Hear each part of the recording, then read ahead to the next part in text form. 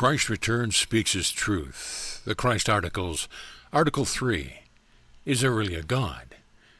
I return to speak to you in colloquial language to address various problems which people have to deal with when on earth.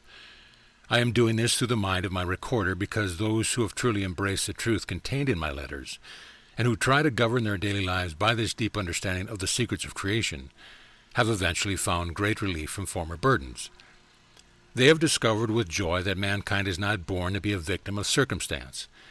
They have found that they have a real, reliable means of overcoming difficulties or bearing setbacks with inner strength and even happiness. And what is this means? It is the source of all being, not the Jehovah-type God described in the Bible, but the universal light of being, which is experienced by true mystics. As time goes by, people with a longing to delve more deeply into spiritual truth, not religion, will discover they have a natural capacity for mysticism. When this happens, such people will no longer ask, is there really a God? But will know beyond all doubt that there is a magnificently powerful, universal first cause or universal source of being, out of which all things have taken individualized form, in which magnificent conscious energy all living and inanimate things are sustained and maintained throughout their worldly lives and ever after. Can you grasp how wonderfully uplifting and gloriously exciting it is to discover that you are not really a burdened soul, a victim of circumstance, born to be stuck into the rut in which you were born or the ravine into which you had fallen in later years? Can you understand how exhilarating it is to come to the full and clear understanding and realization that this universal consciousness energy has been within you all these years, secretly and quietly maintaining the growth, nutrition, healing, protection from germs, ensuring replacement of dying cells, giving added strength to muscles and tendons when called to do so by the extra exercise? All these wonderful activities within your body have taken place without any help from you. Can you see that you are daily, nightly supported by what you do not know? Scientists can explain all these activities, but they cannot start to explain what great impulse of being impels them into action. I can tell you because I was given full enlightenment on earth and because I have ascended through the various levels of light until I am on the very edge of the eternal equilibrium, in which our mutual first cause source of all being resides in a void of stillness and silence. I know the true nature of our first cause because I am an almost perfect individualization of it myself.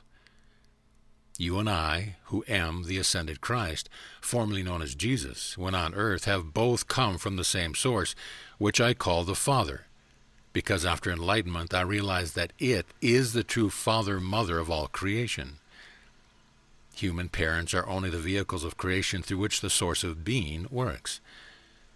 Trust me, for I know beyond all doubt, and I tell you truly, whilst your human parents may let you down, when you walk my way, the Christ way, you will eventually find that the Father is an unfailing source of supply, healing, guidance, presenting of unexpected opportunities, inspiration, and joy.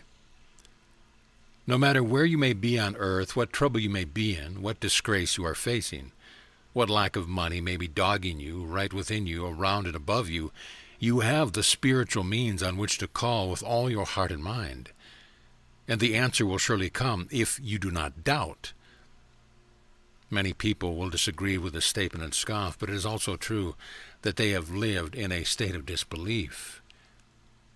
Those who have chosen to walk minute by minute my way, Christ's way, will agree with my words, for they will have learned how to meditate properly, quieting the mind, experiencing a little of the stillness and the silence of the void and the universal equilibrium, the very source of creation, and thereby drawing on the source of all creativity and perfection.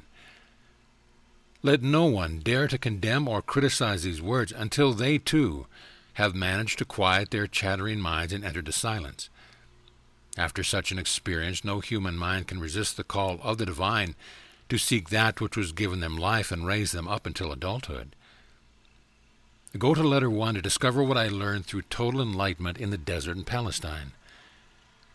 When you can fully absorb the full truth concerning existence and begin to try to put the knowledge into daily action as I did, you too will find miracles happening ever more swiftly, the more deeply and fully you absorb and practice the eternal verities. To fully understand your source and your true relationship to it, read letters 5 and 6. Read them again and again so that you will never again think of your world as being solid matter, but will immediately recognize that it is only composed of eternal consciousness and the magnificent impulses which comprise the nature of all being. End of article.